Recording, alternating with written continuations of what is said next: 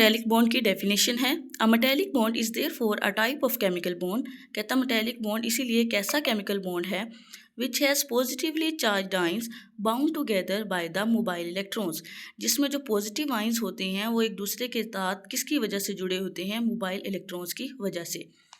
Next अब हमने पढ़नी है मेटेलिक बॉन्ड की स्ट्रेंथ कि वो किस चीज़ पर डिपेंड करती है।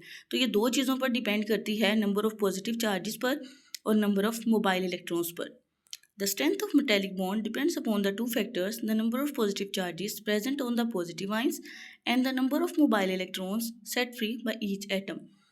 कि कितने पॉजिटिव चार्जेस बन रहे हैं और कितने इलेक्ट्रॉन्स रिलीज हो रहे हैं, इस चीज़ पर स्ट्रेंथ डिपेंड करती है। अब यहाँ पर आपसे क्वेश्चन भी पूछा जा सकता है कि कौन सा, अगर सोडियम और मैग्नीशियम दो एटम्स हों, इसमें से किस में मेटालिक बॉन्ड स्ट्रॉन्ग होगा, तो हमारा आंसर होगा मैग्नीशियम। उसकी रीज़न इधर लिखी हुई है, इन sodium metal for example each sodium atom set free only one electron, the metallic bond in sodium metal is therefore not very strong. In magnesium metal each magnesium atom release two electrons to acquire two positive charges. The metallic bond in magnesium metal will evidently be stronger than in sodium metal। अब हमें पता है कि sodium का atomic number 11 था और इसके valence shell में एक इलेक्ट्रॉन होता है। इसी तरह मैग्नीशियम के वैलेंस शेल में दो इलेक्ट्रॉन्स होते हैं क्योंकि इसका एटॉमिक नंबर था 12। अब सोडियम एक एटम रिलीज़ करता है और मैग्नीशियम दो एटम्स रिलीज़ करता है। अभी हमने कहा स्ट्रेंथ डिपेंड करती है कि फ्री इलेक्ट्रॉन्स पर और पॉजिटिव चार्जेस पर। क्योंकि मैग्नीशियम के ऊपर 2+2 चार्ज और दो इलेक्ट्रॉन रिलीज़ करता है, तो यही वजह है कि मैग्नीशियम का जो मेटल होता है, इसकी स्ट्रेंथ होती है वो ज़्यादा स्ट्रॉन्ग होती है। This explains why the magnesium metal melts at high temperature and then sodium metal. और इसी वजह से हम कह सकते हैं कि मैग्नीशियम को मेल्ट होने के लिए ज़्यादा टेम्परेचर चाहिए होता है बनिस्बत सोडियम मेटल के। इनकी कंडक्टिविटी के बारे में पढ़ना है। The presence of freely moving electrons in metals make them good conductor of heat and electricity. इनके दरमियान क्योंकि फ्री इलेक्ट्रॉन्स अवेलेबल होते हैं, जिसकी वजह से हीट और इलेक्ट्रिसिटी के गुड कंडक्टर्स होते हैं। इसके अलावा इसके जो एटम्स होते हैं वो इस तरह अरेंज होते हैं कि एक रो के ऊपर दूसरी रो होती है, जिसकी वजह से इनकी शेप हार्ड और हैवी होती है। और अगर हम थोड़ा सा भी प्रेशर अप्लाई करें तो एक रो दूसरे की रो से ऊपर मूव करेगी, जिसकी वजह से इसकी शेप हम जो चाहें इसको क्रिएट कर सकते हैं।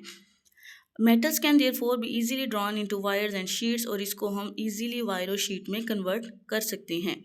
फिगर 3.11 देखें कि जब मेटल्स के ऊपर प्रेशर अप्लाई किया तो एक रो दूसरी रो से स्लिप ओवर की, जिसकी वजह से हम जो शेप चाहें क्रिएट कर सकते हैं। एसएलओ में हमारी डेफिनेशन थी डीलोकलाइज्ड इलेक्ट्रॉन्स। डीलोकलाइज्ड इलेक्ट्रॉन्स वही हैं जो अभी हमने फ्री इलेक्ट्रॉन स्टडी किए। डीलोकलाइज्ड का मतलब ये होता है कि इसकी पोजीशन फिक्स ना होना, not fixed with individual atom but belong to whole sea of atoms।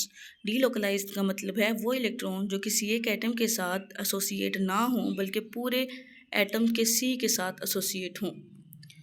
Next आपका स्टूडेंट टास्क था मेलेबिलिटी और डक्टिलिटी का डिफरेंस। मेलेबिलिटी होती है कि जब हम मेटल्स के ऊपर प्रेशर अप्लाई करें तो इसको शीट्स में कन्वर्ट कर लें, इस प्रॉपर्टी को मेलेबिलिटी कहते हैं।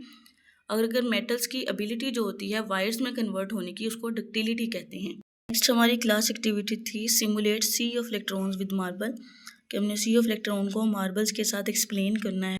Marbles are arranged just like atoms present in metals. कहता है जिस तरह मेटल्स में एटम्स अरेंज हुए होते हैं, इसी तरह मार्बल को आपने एक्सप्लेन करना है कि मार्बल भी इसी तरह एटम की तरह अरेंज होते हैं। वाइल फ्री इलेक्ट्रॉन्स, जिसको हम डीलोकलाइज इलेक्ट्रॉन्स भी कहते हैं, जस्ट लाइक सैंड और स्मॉल बीड्स। और फ्री इलेक्ट्रॉन्स को हमने इस तरह कहना है जिस तरह कोई सैंड के पार्टिकल्स होते हैं या स्मॉल बीड्स होते हैं जो मार्बल के अराउंड प्रेजेंट होते हैं। नेक्स्ट एक्सरसाइज है what type of atoms form metallic bond, कि किस तरह के एटम्स हैं जो मेटेलिक बॉन्ड बनाते हैं। तो आपने इसका आंसर नोट कर लेना है, metals form metallic bond. Next है give a comparison of metallic bond with an ionic bond.